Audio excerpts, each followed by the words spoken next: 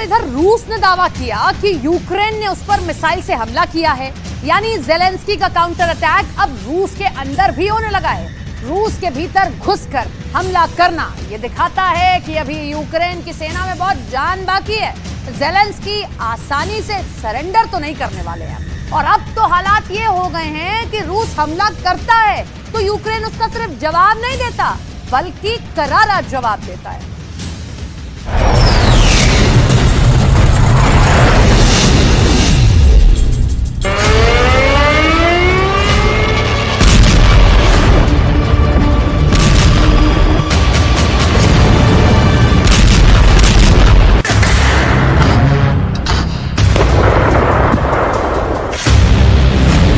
महायुद्ध में पहली बार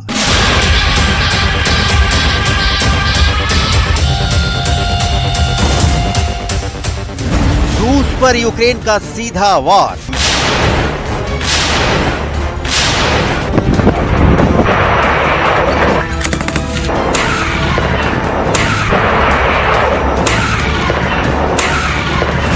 रूस पर यूक्रेन का मिसाइल हमला।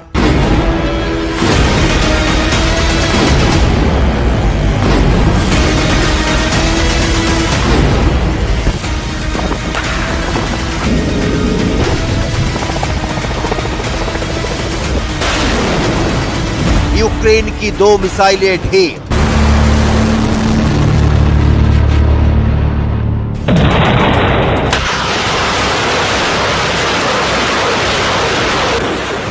रूस के 20 लोग जख्मी।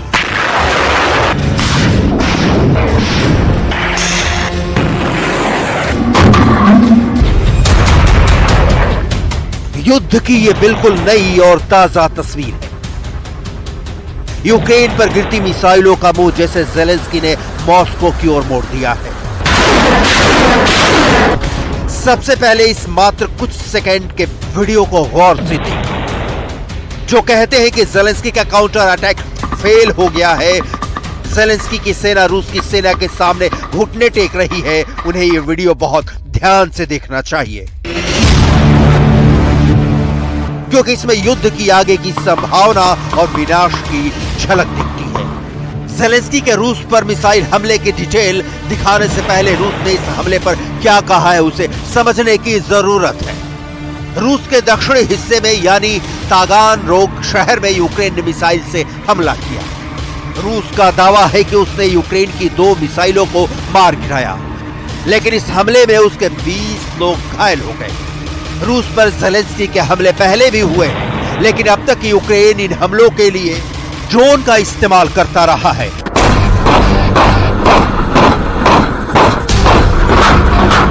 यह पहली बार है जब ज़ेलेंस्की ने अपनी सेना को रूस पर मिसाइल गिराने का ऑर्डर दिया। ज़ेलेंस्की की यह मिसाइल कैसी है इसकी डिटेल आपको आगे दिखाएंगे।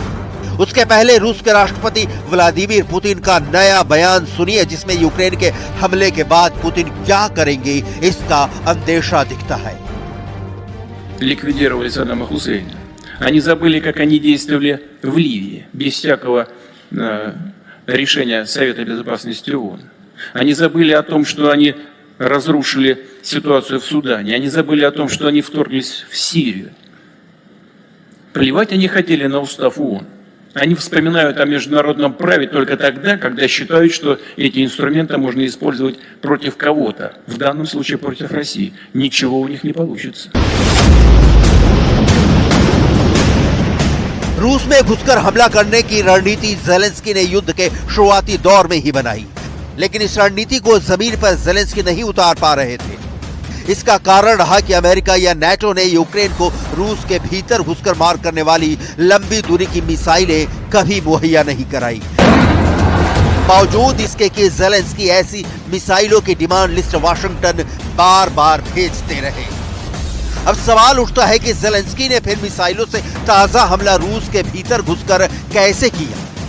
इसका जवाब जानने के लिए उस मिसाइल की डिटेल जाननी होगी जो रूस पर कहर की तरह बरसी है और जिसने रूस के डिफेंस सिस्टम के सामने चैलेंज पैदा कर दिया है। जिस मिसाइल से यूक्रेन ने रूस पर हमला किया है उसका नाम है S-200। ये S-200 जमीन से हवा में मार करने वाली मिसाइल है। लेकिन यूक्रेन की डिफेंस फोर्स ने इसमें तकनीकी बदलाव किया है और अब ये मिसाइल S-300 की तरह काम कर रही है, जो जमीन से जमीन पर मार कर रही है। आशंका जताई जा रही है कि यूक्रेनी सशस्त्र बलों ने 2023 में ब्रांस्क ओब्लास्ट और क्राइमिया में रूसी ठिकानों पर हमला करने के लिए S-200 मिसाइलों का इस्तेमाल किया था। सोवियत संघ के दौर में S-200 मिसाइलों का प्रोडक्शन रक्षा संस्थानों, औद्योगिक संस्थानों और सरकार के अहम सुरक्षा संस्थानों के लिए किया जाता था। यूक्रेन जब सोवियत संघ का हिस्सा था, तब से ही S-200 मिसाइलें यहाँ के हथियार गोदामों में भरी पड़ी हैं, जिसका इस्तेमाल ज़ेलेंस्की इसे एडवांस सिस्टम में बदल कर रहे हैं। इस मिसाइल की खासियतों के चलते ही इसे कई देशों ने रूस से खरीदा है। इस वक्त दुनिया के कई देशों में ये मिसाइलें तैनात हैं, जैसे Azerbaijan, Bulgaria, Iran, Kazakhstan, Libya, उत्तर Korea, Poland, Syria, Turkmenistan, Myanmar. इन देशों ने S-200 उसकी काबिलियत के चलते ही खरीदा।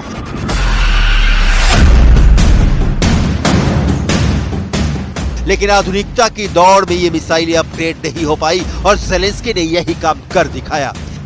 S-200 को जमीन से हवा में मार करने वाली मिसाइल की जगह जमीन से जमीन पर मार करने वाली मिसाइल बना डाला। इन मिसाइलों की तैनाती ज़ेलेंस्की ने रूस के दक्षिणी बॉर्डर पर किया है, जहां से रूस के कई अहम शहर बहुत करीब हैं और उन्हें आसानी से निशाना बनाया जा सकता है। रूसी राष्ट्रपति व्लादिमीर पुतिन ने कहा कि रूस अब पक्के तौर पर कह सकता है कि यूक्रेन ने जवाबी हमले शुरू कर दिए हैं। हालांकि एक तरह से कई सप्ताह पहले ही हमले शुरू हो चुके हैं। यूक्रेन ऐसे अभियान चला रहा है जिन्हें सैन्य भाषा में श्रैपिंग ऑपरेशन कहा जाता है। मिसाइलों और तोपखानों के जरिए हो रहे इस हमले में फ्रंट लाइन के पीछे से यूक्रेन रूस के अहम हथियारों और सामान को नुकसान पहुंचा रहा है।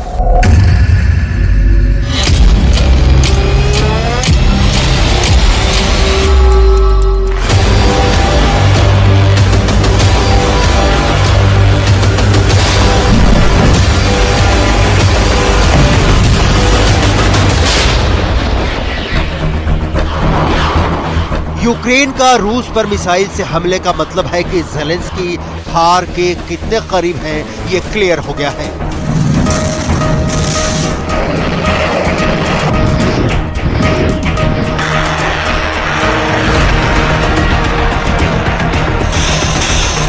मतलब यूक्रेन अब भी इस स्थिति में है कि वो जंग लड़ सके, पुतिन को करारा जवाब दे सके। इसका उदाहरण है यूक्रेन के रूस पर ड्रोन हमले।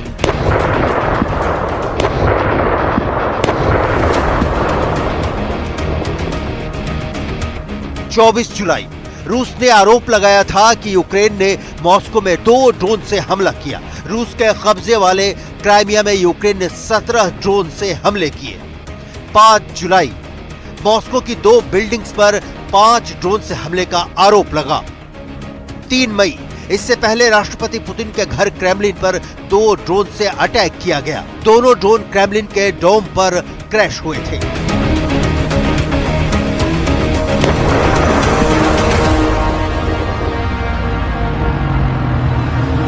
यूक्रेन की ये ड्रोन हमले बस बानगी है कि ज़ेलेंस्की का जोश हाई है।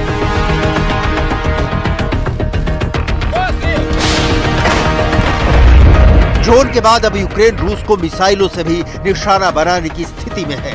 इस तथ्य के बावजूद कि यूक्रेन के पास मिसाइलों की तादाद रूस के मुकाबले शून्य है। इस तथ्य के बावजूद कि रूस ये दावा करता है कि उसने यूक्रेन के कई ड्रोन हमले को नाकाम कर दिया है।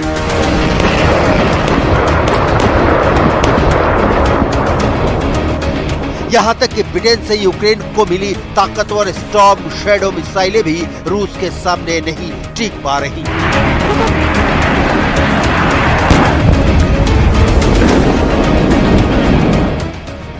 पंद्रह मई को 1, 16 मई को 7, 20 और 22 मई को अज्ञात संख्या में और 26 मई को 2 स्टॉर्म शैडो मिसाइलों को इंटरसेप्ट किया।